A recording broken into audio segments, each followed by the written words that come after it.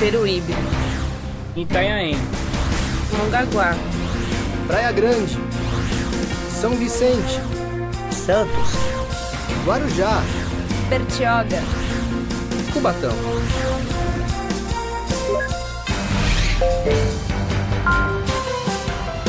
Conexão Metropolitana. Boa noite. Estamos começando mais uma edição do programa Conexão Metropolitana.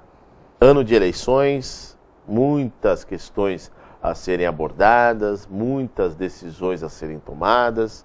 E simplesmente não é só o ato de ir lá no dia 7 de outubro e digitar o número do seu candidato ou da sua candidata. Você, telespectador do Conexão Metropolitana, pode ser um fiscalizador. É isso mesmo, um fiscalizador das candidaturas já homologadas, mesmo porque as convenções terminaram no último dia 30, no sábado, e agora todos já são candidatos. E você, como eu disse, pode ser um fiscalizador, denunciar algum ato irregular do seu candidato ou da sua candidata. Até é muito fácil, através do site. Estes assuntos, entre outros importantes, com relação ao processo eleitoral que se arrasta aí já há mais de um ano, Muitas pessoas até avançaram, colocaram alguns adesivos já com seu nome. Eu não vou usar nenhum nome aqui, vou usar o meu, Milton Gonçalves 2012. Eu não sou candidato, não pode ficar tranquilo. Será que pode isso? Será que isso já não é uma propaganda antecipada? Alguns outros programas a gente já comentava sobre isso. E sempre comentando, e eu posso até, não combinei isto com ele, mas eu posso até dizer que, além de amigo, estamos recebendo aqui o Dr. Nicola Maggiota. Eu posso dizer que ele já é o advogado do Conexão Metropolitana, porque sempre que nós temos dúvidas, eu em especial e até o nosso telespectador, eu chamo o Dr. Nicola por quê? Porque ele é um conhecedor da lei eleitoral, do direito eleitoral. Boa noite, Dr. Nicola, obrigado pela sua participação. Boa noite, Milton, boa noite, telespectadores. Realmente, Conexão Metropolitana tem dado oportunidade da gente estar aqui sempre explicando, elucidando algumas dúvidas dos telespectadores e também dos candidatos e partidos políticos. Isso é uma prestação de serviço, claro, Milton? E coloco aqui me sempre à disposição, assim que for convidado, estarei aqui novamente. Doutor Nicola, eu quero começar esse nosso bate-papo e já até fazer os questionamentos com relação... Já foram homologados os nomes nas convenções, que terminou no último sábado, dia 30, e agora todos já são candidatos. Quando efetivamente começa a campanha nas ruas, que os candidatos podem colocar os seus banners, faixas, os panfleteiros nas ruas, com bandeira, aquele perfurex que chama, na traseira do carro, quando é que começa? Então, as campanhas começam dia 6, porém, não se assuste o telespectador que não vai ver muita movimentação no dia 6, porque justamente o CNPJ, que é o instrumento hábil que terá que estar em todos os materiais de campanha, ainda não vai existir. Ou seja, as candidaturas que foram homologadas dia 30 entrarão com os pedidos de registro dia 5 e, posterior a isso, a emissão do CNPJ virá. Então, enquanto o candidato não tiver o CNPJ, ele já é candidato, sim, a campanha dele pode funcionar, porém, com essa ressalva. Materiais, essas partes mais burocráticas que geram custo para a campanha, ainda não vão ter possibilidade de existir. Então, provavelmente que só a partir de agosto é que o pelotão estará na rua. Não, antes.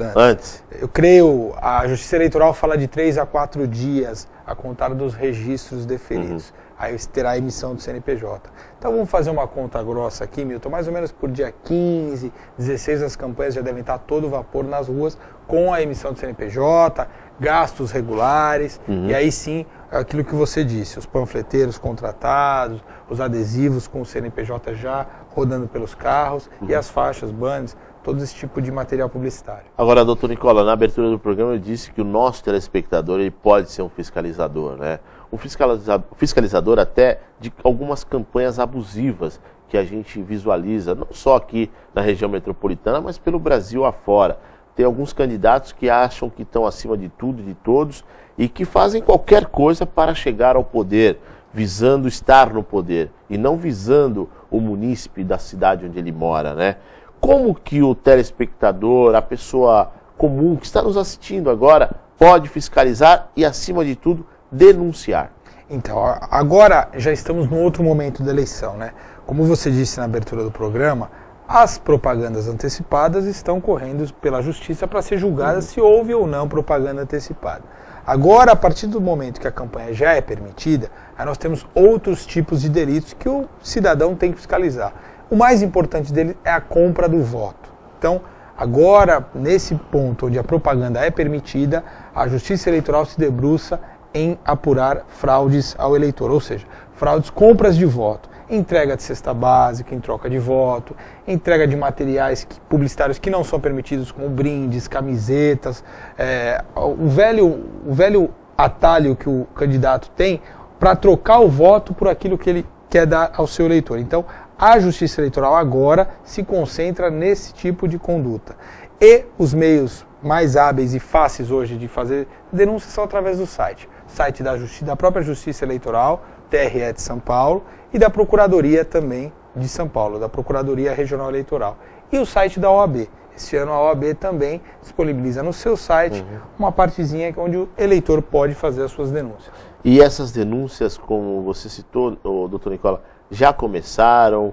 Já tem algum caso, claro, não precisa citar nomes, mas especificamente aqui da nossa região metropolitana, já chegou ao seu conhecimento de alguma notificação com relação a isso? Olha, Milton, vários casos de campanha antecipada chegaram ao nosso conhecimento via denúncias, né? Então as pessoas denunciavam no site a campanha antecipada e aí o promotor da cidade faz a denúncia, faz a representação eleitoral e o candidato é citado a responder. Por enquanto, de campanha, desde o dia 30 até agora, não chegou nada, mas de campanha antecipada já chegou bastante. Muito bem. Você sabe o site de cabeça, doutor Nicola? www.tre-sp.gov.br.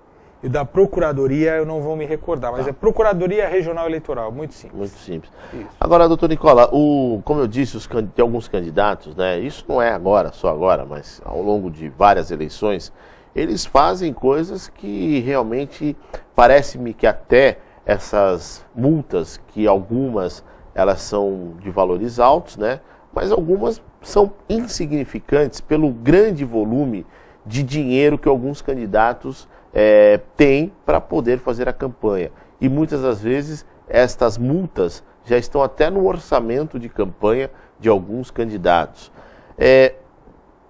Como poder, de alguma forma, né, o telespectador, o munícipe, fiscalizar e também tentar acabar, não digo, acho que é difícil acabar, mas estreitar, reduzir cada vez mais e dificultar cada vez mais o candidato a fazer alguma irregularidade?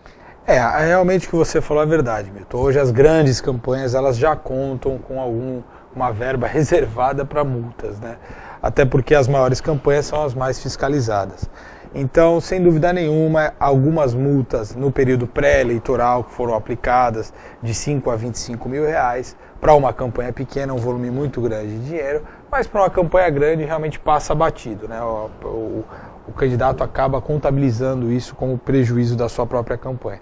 Infelizmente, a desigualdade econômica não vai acabar na eleição. Ela existe no período eleitoral, no período pré-eleitoral e no pós-eleitoral. Então, isso não tem como nós equalizarmos isso. Ou seja, o candidato de maior potencial financeiro realmente tem algumas vantagens. Isso passa bem clara essa imagem. Mas a Justiça Eleitoral, através das resoluções, das leis que vem editando, tenta diminuir essa diferença, ou seja, deixar em níveis mais parecidos, semelhantes, os candidatos com maior potencial financeiro e menor potencial financeiro. Agora, doutor Nicola, eu como você, eu sou um grande apaixonado pelo Twitter, né? E eu acompanho você no Twitter e eu vejo que quase que todos os finais de semana você está pegando a estrada e indo fazer palestras em outros municípios do estado de São Paulo lá fora.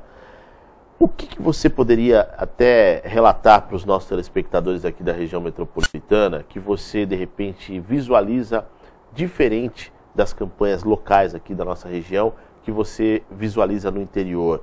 No interior, a fiscalização seria menor do que numa região como a nossa, que tem um olhar mais forte, até através de Ministério Público, de Justiça Eleitoral, ou eu estou falando alguma besteira que no interior não tem tanta fiscalização quanto tem aqui? Não, existe uma diferença, Milton. No interior, os órgãos fiscalizadores são os próprios adversários políticos.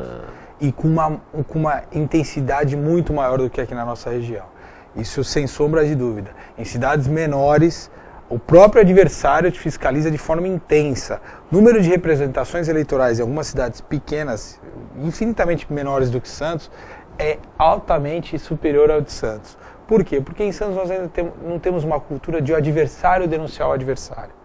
Em Santos nós temos um Ministério Público atuante, temos os órgãos mais atentos por ser uma região e uma cidade importante, porém a briga entre os adversários ela ainda não tem um caráter como no interior.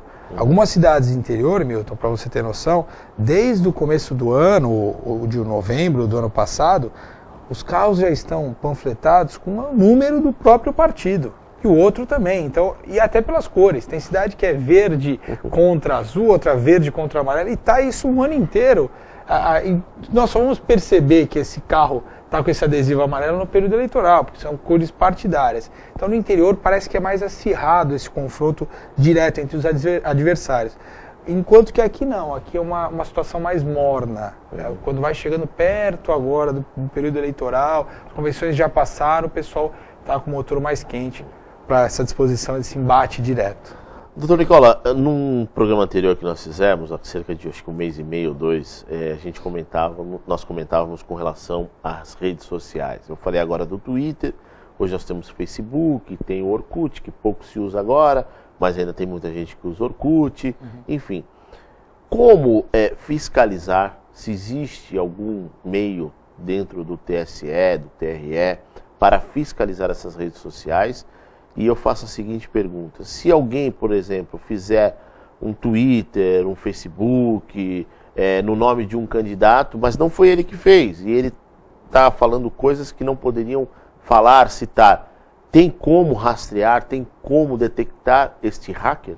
Tem. Hoje em dia a Justiça Eleitoral ela está muito atenta às mídias sociais, principalmente pelo alcance, né, Milton? O que você falou, o Twitter e o Facebook têm um alcance extraordinário hoje em dia. Então uma propaganda negativa feita em um desses órgãos atinge de forma veemente um candidato. Então a Justiça Eleitoral, assim que recebe a denúncia, no caso que você falou, por exemplo, um perfil fake de um Facebook, ou seja, falso, de um Facebook ou de um Twitter, fazendo propaganda negativa, o candidato que se sentiu ofendido representa na Justiça Eleitoral e a própria empresa, ou Twitter, ou Facebook, mesmo sendo estrangeira, está sendo notificada a tirar essas páginas do ar. Então, hoje a Justiça Eleitoral briga contra o tempo. Por quê? Porque na mídia social o tempo é fundamental. Se você permanecer com fake durante um dia no ar, talvez o dano à campanha é muito grande. Então, hoje a briga da Justiça Eleitoral é justamente essa: correr contra o tempo para tirar esse instrumento ilegal do ar. Quando eu falei hacker, eu quis falar fake, né? Eu só troquei as bolas aí. Nós vamos para um rápido intervalo comercial, doutor Nicola, e voltamos já com algumas dúvidas aí que os telespectadores têm, né? E, como eu disse, num processo eleitoral é sempre importante você, telespectador, telespectadora, ficar atento, atenta, né? Não é só ir lá no dia 7 de outubro e votar, porque depois não adianta reclamar. A gente volta já. Que tal viver onde tudo é pertinho e mandar o estresse para bem longe? São Paulo Residencial. Perto da natureza, do conforto e da qualidade de vida. E com lazer completo, para você também ter tudo sem precisar sair de casa. Venha conhecer no José Menino, em Santos. São Paulo Residencial. Viva perto de tudo que vale a pena. Sintramar.